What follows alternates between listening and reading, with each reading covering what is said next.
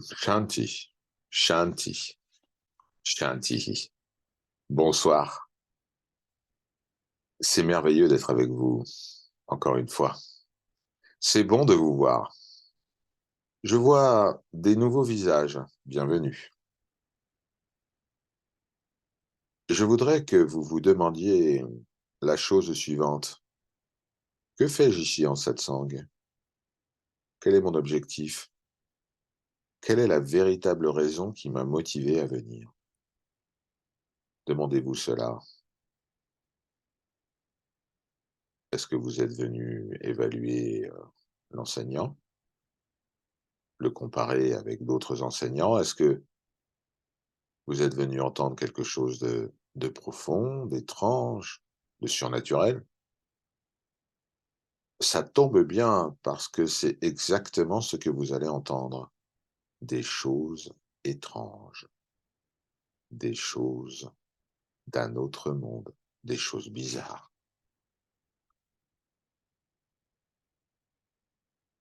Qui croyez-vous être? Que pensez-vous de vous-même?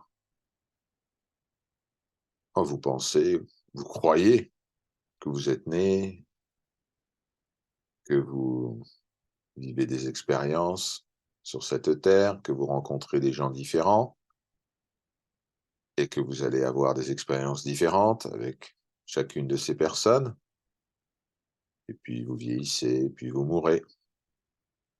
Mais rien de tout cela n'est vrai. Vous n'êtes jamais né, ne vieillissez pas, vous n'existez pas. Mais qu'est-ce qui vous a donné cette idée, cette croyance, que vous étiez un être humain soumis à la naissance, à la mort et à la destruction?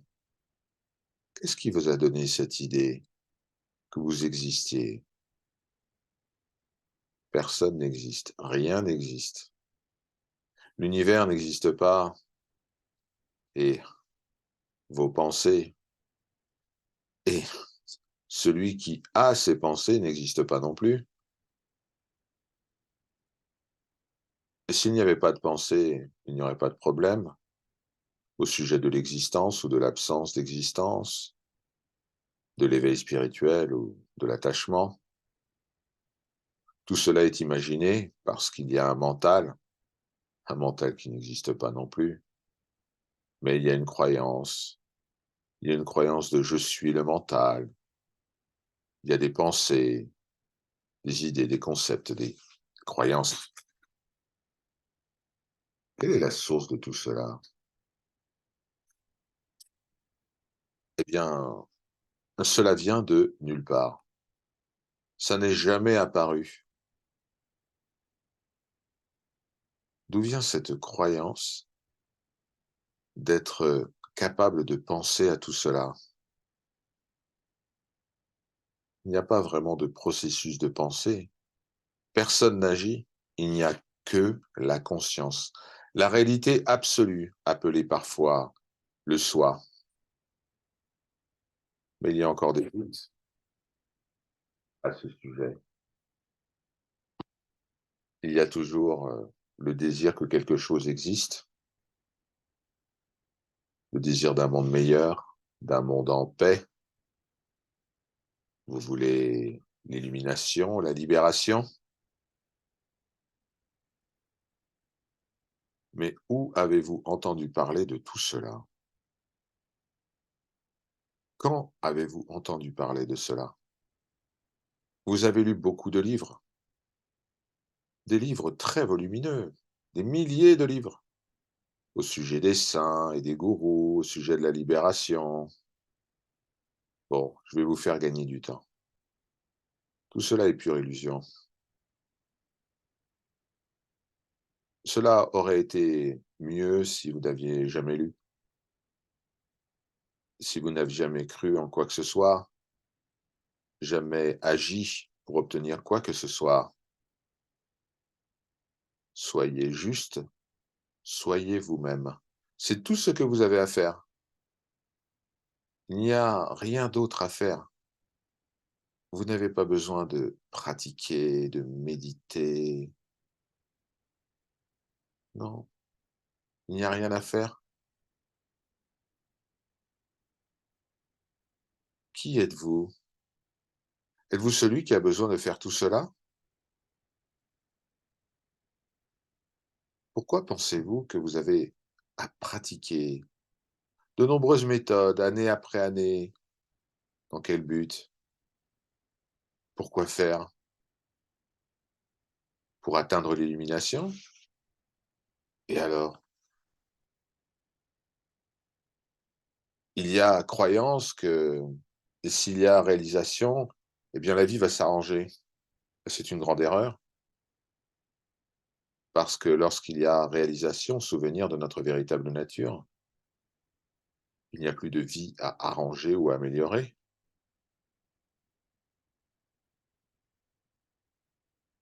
Qu'est-ce que c'est que cette histoire d'amélioration? La vie semble exister parce que vous imaginez être humain,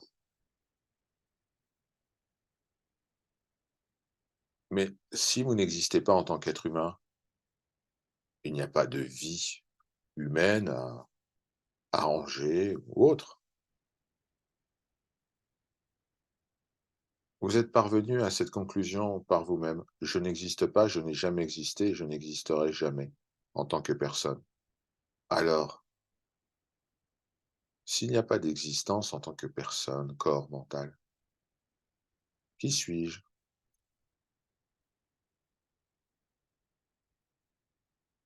Vous n'êtes pas je, J-E, pour commencer.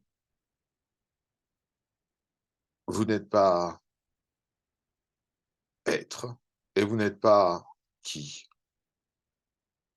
Alors même cette fameuse question «Qui suis-je?» devient redondante, inutile. Quelqu'un doit dire: «Qui suis-je?» Mais ce quelqu'un qui prononce cette question n'existe pas. Alors cette question «Qui suis-je?» surgit uniquement lorsqu'il y a la croyance en celui qui pose la question. Si vous saviez qui vous êtes, il n'y aurait rien à dire. C'est parce que vous ne savez pas qui vous êtes que vous avez plein de choses à dire à ce sujet.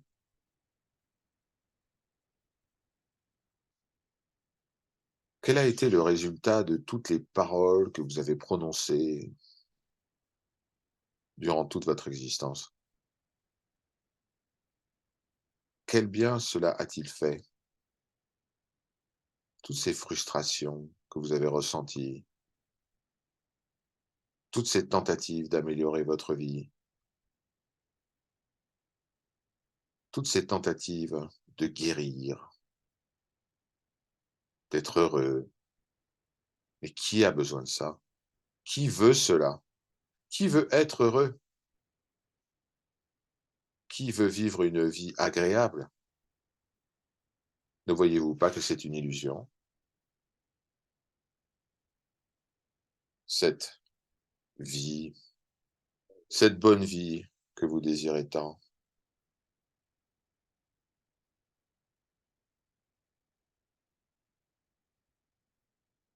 Lorsqu'il y a une vie de bonheur ininterrompu, de paix, de joie, mais ça n'existe pas. D'où cela viendrait-il? Quelle serait la cause de cela? Mais l'opposé de cela n'existe pas non plus. En d'autres termes, il n'y a pas de mal absolu dans ce monde. Le mal n'existe pas. Il n'y a pas de problème, parce que les opposés, bien ou mal, n'ont pas d'existence propre. Rien n'existe par lui-même. Je n'existe pas et vous n'existez pas. Alors pourquoi avons-nous cet échange, cette conversation? Pourquoi je parle? Qui parle? Et qui est le maître et qui est l'étudiant? Qui est mort? Qui est en vie? Qui est heureux et qui est triste? Recherchez, investiguez à ce sujet et demandez-vous, mais qui, qui recherche cela? si vous poursuivez ce questionnement jusqu'à son terme, vous découvrirez que celui qui pose la question n'a jamais existé. Cependant, le jeu, l'apparence, apparaît très puissante chez certains. L'apparence de la mort, de la maladie, du manque, des limites, l'apparence du bonheur, de la fortune, de la joie, de la paix. Tout cela est du domaine de la dualité. Tout cela fait partie du jeu absurde de l'univers, ce qu'on appelle le lila, le maya. Et même le lila, le jeu divin, et maya, l'illusion, n'existe pas. J'essaye de tout vous prendre, comme vous pouvez le voir.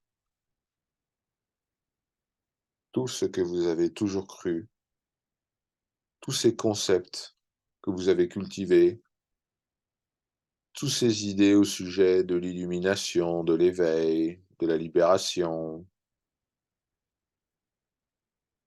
toutes ces croyances au sujet du fait que vous n'êtes pas encore réalisé, que vous devez l'être, eh bien toutes ces choses, je veux les retirer de vos habitudes mentales. Et puis après, retirer les habitudes mentales elles-mêmes.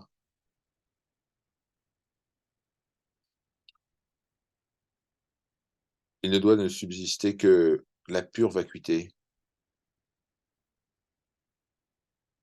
Si vous voulez être comblé, il vous faut faire le vide d'abord. Vous devez regarder le passé, votre passé, et dire: «Allez, oublions ça. Le passé est mort. Oubliez toutes ces erreurs que vous pensez avoir commises, les temps difficiles que vous avez vécus, les gens qui ont été violents, qui vous ont blessé, mais aussi les gens qui vous ont aimé, qui vous ont nourri. Tout ça, c'est du passé.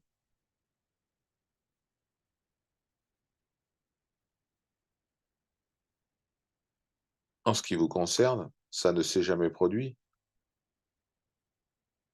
parce que vous ne pouvez pas le constater au présent. C'est juste un souvenir. Oui, le futur alors.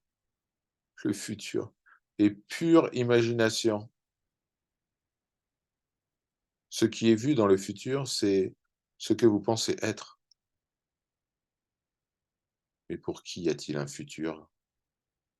Pour qui y a-t-il un passé? Pour qui y a-t-il un présent? Il n'y a rien à saisir. N'oubliez jamais cela. Vous n'avez rien à saisir. Il n'y a que pur espace vide, espace illimité. Est-ce qu'il y a quelque chose au-delà de l'espace illimité? Quelque chose d'autre? Mais que dire au sujet de la plénitude dont j'ai entendu parler, de ce bonheur, immaculé, de cette joie totale qu'un être réalisé ressent?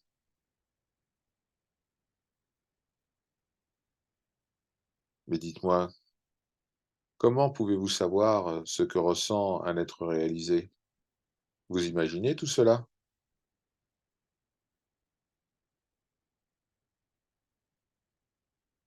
Il n'y a pas de différence entre vous qui avez des croyances au sujet de l'être réalisé qui ressent un bonheur sans mélange, la plénitude, la joie, et puis, des gens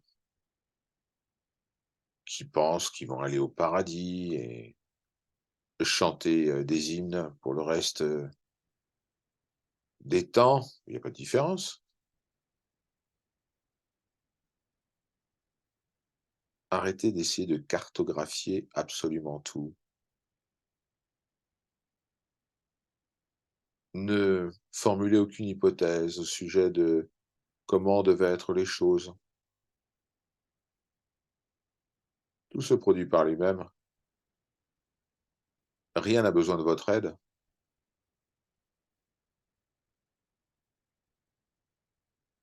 Mais qui croyez-vous être à vouloir aider l'infini?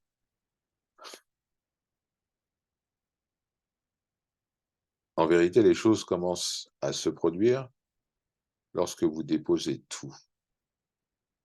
Les choses commencent à arriver lorsque vous ne désirez plus rien, lorsque vous arrêtez de chercher, lorsque vous arrêtez de planifier, lorsque vous arrêtez d'avoir peur, lorsqu'il n'y a plus de désir, alors quelque chose se produit. Qu'est-ce qui se produit? Eh bien, c'est le grand paradoxe. Ce qui se produit est au-delà du temps et de l'espace. Comment puis-je vous expliquer cela? Ce qui se produit est au-delà des mots et des pensées. Comment puis-je vous expliquer cela? Ce qui se produit est tellement différent de ce que vous avez imaginé que vous ne seriez jamais capable de l'imaginer. Et si vous pouviez le faire, eh bien cela ferait exploser totalement votre raisonnement. Si vous pouviez le comprendre, eh bien vous déposeriez votre corps complètement, totalement. Il suffit juste, de dire que ce qui se produit lorsque vous vous souvenez de la réalité, eh bien, est très différent de tout ce que vous avez pu imaginer à ce sujet. Vraiment différent. Vraiment très différent de toutes les histoires que vous avez lues. Très différent de toutes les paroles que vous avez entendues. C'est très différent de tout ce que vous avez pu concevoir à ce sujet. Il n'y a pas de mots.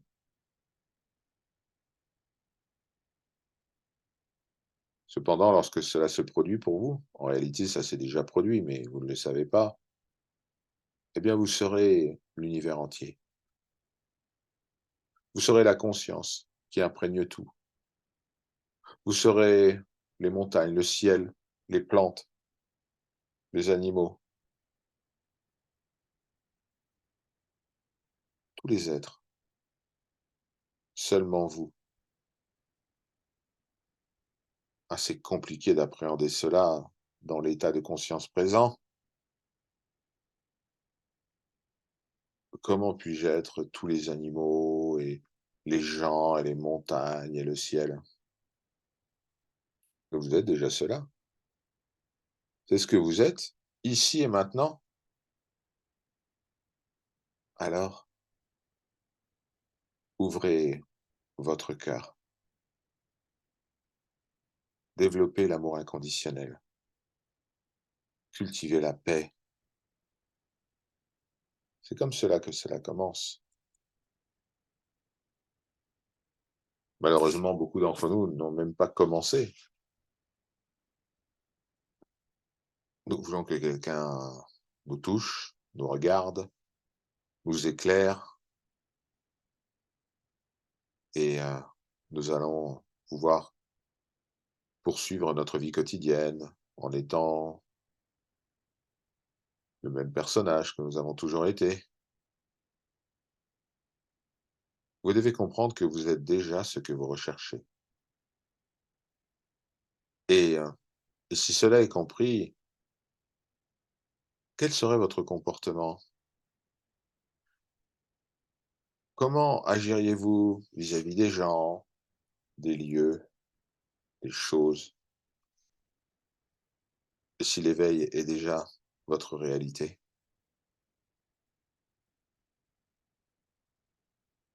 Intellectuellement, vous avez une petite idée à ce sujet. Eh bien, la première chose qui va être réalisée est que tout est vous. Alors de quelle manière vous comporteriez-vous avec vous-même? Vous savez que vous traitez les autres exactement comme vous vous traitez vous-même. Comment réagirez-vous, aux gens, aux endroits, aux choses?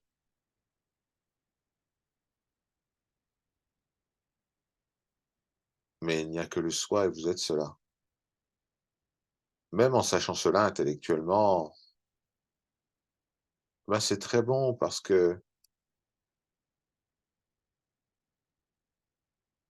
cela fait de vous quelqu'un qui n'a plus de désir, d'envie de devenir quoi que ce soit d'autre. Au contraire, vous vous abandonnez. Vous vous abandonnez complètement.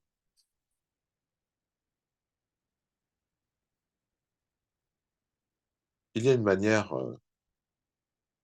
essentielle de se débarrasser de tous les problèmes, des erreurs, de l'ignorance et de retrouver votre véritable nature. C'est quoi cette manière? C'est vous aimer vous-même. Vraiment vous aimer vous-même. Ça a l'air facile, mais essayez, vous allez voir, ça n'est pas facile de s'aimer complètement, tel que vous êtes. Lorsque vous commencez à vous aimer vous-même, eh bien, il y a une élévation presque automatique du plan de conscience, parce que quand vous aimez le soi. Ce que vous faites en réalité, c'est aimer le soi qui est omniprésent, qui imprègne tout. Alors, lorsque vous vous aimez vous-même, vous aimez tout ce qui est. Rien n'est exclu de cet amour, rien. Et c'est cela qui élève votre conscience, c'est cela qui vous transforme. Oubliez l'éveil, la réalisation. Cela se produira comme cela doit se produire. Mais regardez comment vous réagissez chaque jour. Regardez toutes ces choses qui vous dérangent, qui vous mettent en colère. Si vous réalisez votre véritable nature divine, est-ce que vous seriez en colère contre quoi que ce soit? Est-ce que vous réagiriez à quoi que ce soit? Est-ce que vous feriez l'expérience de la dépression, de la déception, de l'incompréhension? Absolument pas, parce que votre véritable nature est omniprésente. Tout est vous. Alors si vous êtes en colère contre quelque chose, en réalité, vous êtes en colère contre vous-même. Soyez heureux. Accordez-vous le droit d'être heureux. Sans raison particulière. C'est une erreur de croire que si vous obtenez quelque chose que vous aimez, eh bien, vous allez être heureux. Vous savez comment ça marche? Quand vous voulez obtenir quelque chose, disons que vous voulez acheter une nouvelle voiture, bah, vous allez économiser pour acheter une nouvelle voiture. Vous allez travailler pour ça. Et votre mental va être concentré sur cet achat. Et puis finalement, vous avez assez d'argent, vous achetez la voiture et vous êtes heureux. Mais c'est quoi être heureux? C'est la voiture qui vous a rendu heureux? Pas du tout. C'est le mental qui a atteint son objectif. Lorsque le mental atteint son objectif, il se repose, il se dépose dans le cœur. Il retourne dans le cœur. Et le cœur est pur centre de bonheur. Alors le bonheur est expérimenté, goûté. Et pourtant, vous persistez à dire que c'est la voiture qui vous a rendu heureux. Ça n'a rien à voir avec la voiture. C'est le fait que le mental retourne au cœur, le cœur qui est la source de toute forme de bonheur. Pensez à cela. Lorsque le mental retourne dans le centre du cœur, alors le bonheur se produit par lui-même. la personne qui comprend intellectuellement ce dont je parle, eh bien, se dit: «Mais voilà, le mental va retourner au cœur sans effort, sans quoi que ce soit, sans désir, sans sans envie, sans manque». En d'autres mots, vous n'avez besoin de rien du tout pour connaître la pure satisfaction. Et si vous laissez le mental revenir au cœur,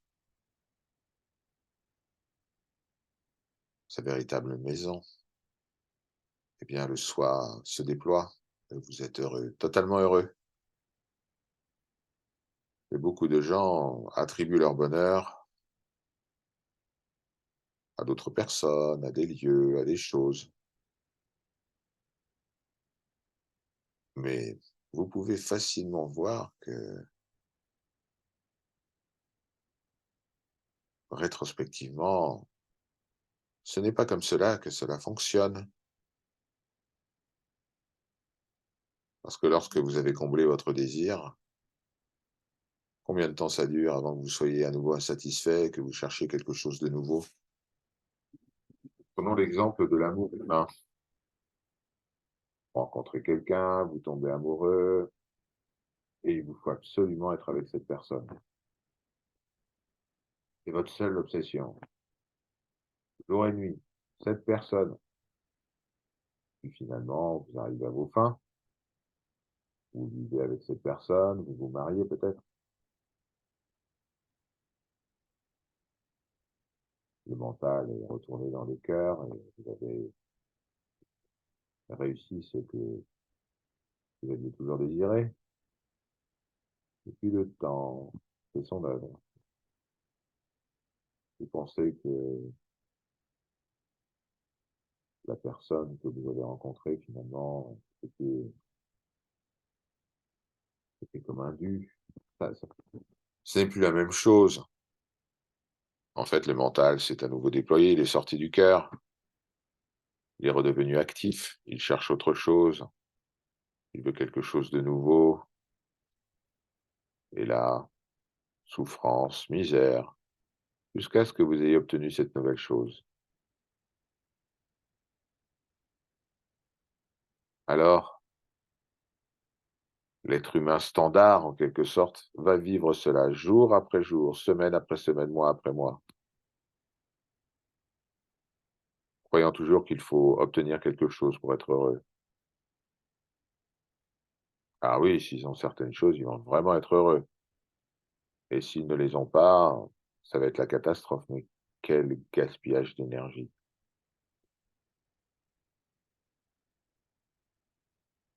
quel gaspillage d'énergie vitale. Sachez, et c'est certain que le bonheur est votre droit de naissance. Vous l'avez déjà, vous le possédez, c'est à vous. La plénitude est votre droit de naissance. Vous l'avez déjà, vous la possédez déjà, c'est à vous. Ça n'a rien à voir avec, d'autres personnes, des lieux, des choses. Votre véritable nature est Brahman, qui est pure conscience, réalité absolue et omniprésente. C'est ça votre véritable nature. C'est ce que vous êtes, souvenez-vous. Maintenant, soyez vous-même. Ouais.